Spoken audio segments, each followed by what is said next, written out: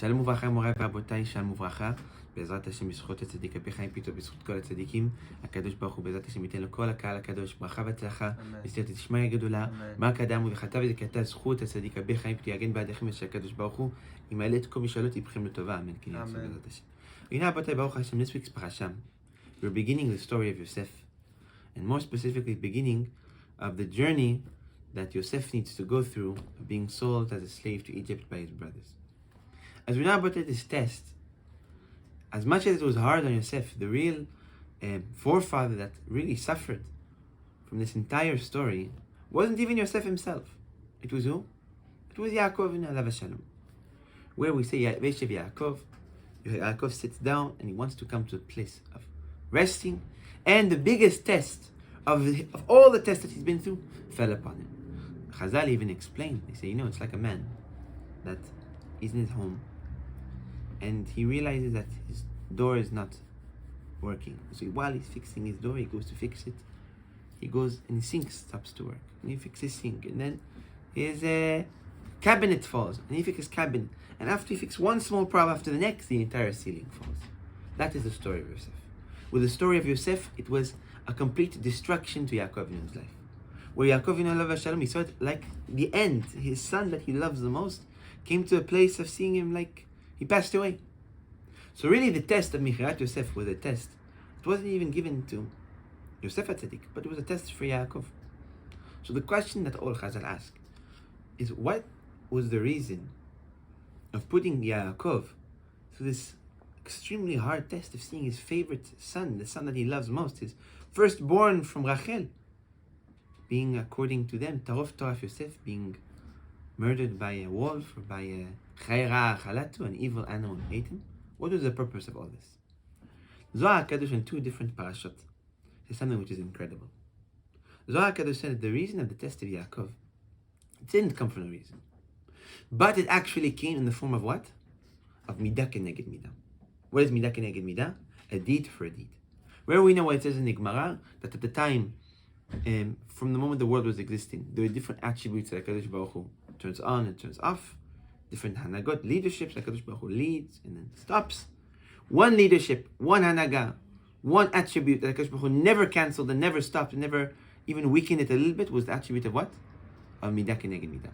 An act deserves an act in return. A good act deserves a good act in return. A bad act deserves whatever was given to return.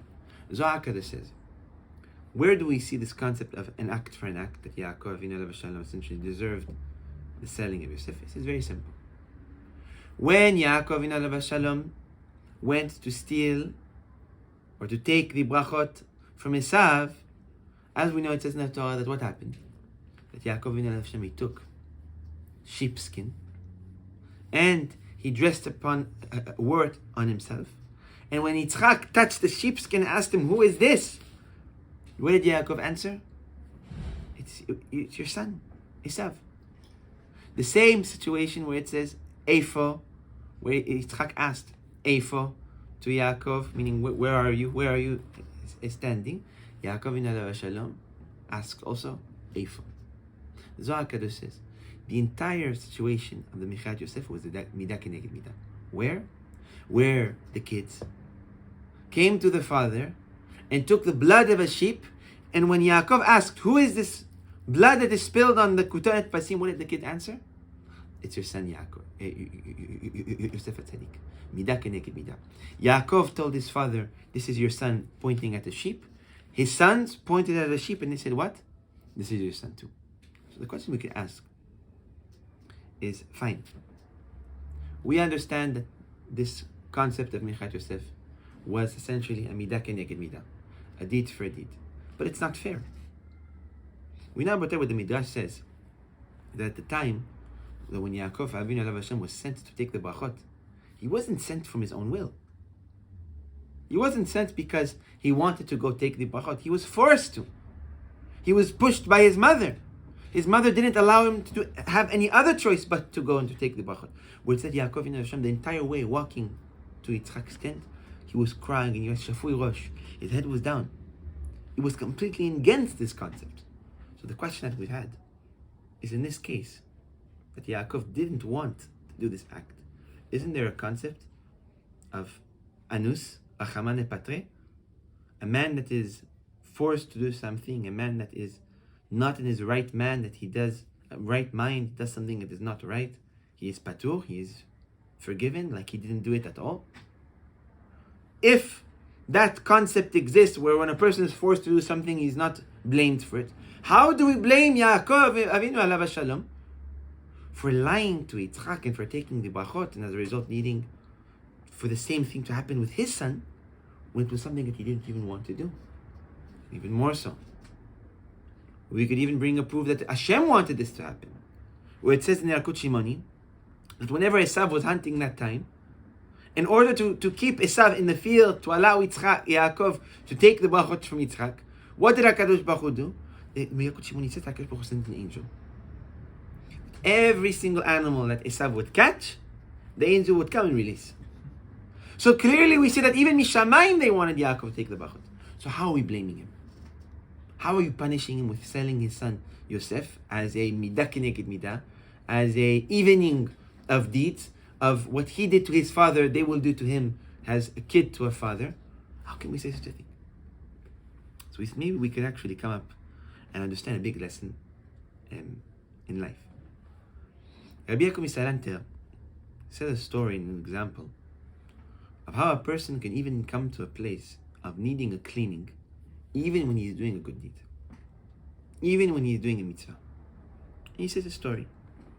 He said, it's like a man that is walking in the street and sees a house burning on fire. And he hears that within the house that is burning on fire, he hears the scream of a child. So a moment of great inspiration enters him, and he decides to run into the house and to attempt to save this kid.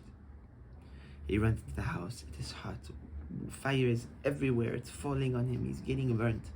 He finds the child, he grabs him, he pulls him out, and he saves the kid. All the neighbors, they're cheering, they're making him into a hero. He saved him, they're singing, they're kissing him, they're saying, what a good man you are. This man gets put on the highest pedestal for doing what? For doing an amazing deed. But when he goes home, Rabbi Pinto says what? When he will return home, what does he need to do? He needs to wash his clothing from all the coal that fell upon him. Maybe he got burnt in this act of saving the child, so he needs to take care of any cuts or any burns that he have. That even though he did a good deed, the fact that he put himself in a dangerous situation doesn't mean that he's not going to get scratched or burnt or dirty down the way. And so Rabbi Pinto teaches us, and we learn from this a lesson of how much we need to be careful of where we put ourselves. A lot of the time, Rabotai, we have good intentions, or good ideas, or just not will to do bad.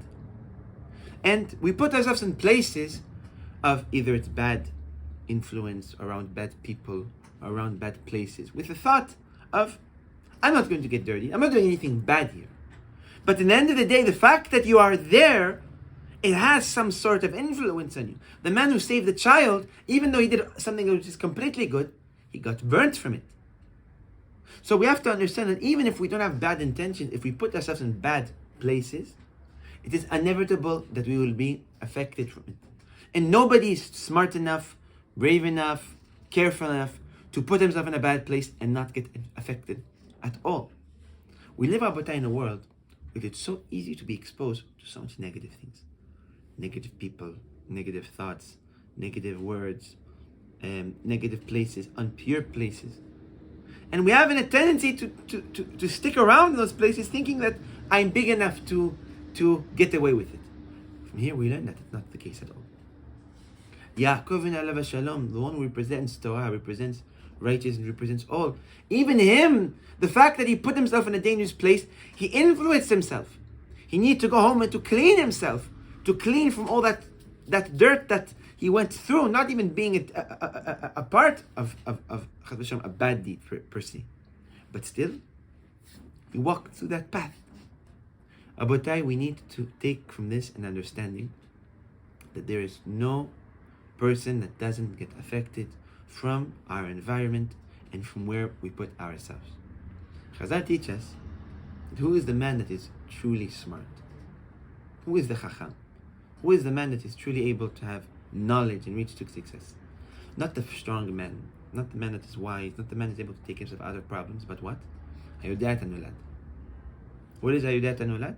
The man that sees 2 steps forward. The man that sees that an act that he does now doesn't maybe have an effect today, but maybe tomorrow, maybe after tomorrow, maybe the day afterwards, it will have an effect. In life, Abotai, it's not brave, or it's not the one who's successful and who's able to overcome a challenge. It's the one who's able to completely prevent it, completely. In life, Abotai, we have too many battles that we have to already fight and to overcome, with fighting our Yetzer Hara, coming close to HaKadosh Baruch Hu, bringing Parasha, keeping Shalom Bayit. We are not allowed to allow ourselves to add upon ourselves more dirt and more damage from things that even we don't want, things that we're not even intending to do. But it's just as a result of where we put ourselves. If we put ourselves, Abotai, always in positive places, with positive people, with good intentions, with good avira, with the ratzon to grow, with the ability to grow, with the will to grow, we will always, Abotai, put us in a place that will never get dirtied from things that have nothing to do with us. And by doing so, Abotai, we will be able to live lives with more meaning, with more time to focus on good things, on growth, and not be busy on cleaning dirt of deeds that we don't even have the will to do at all.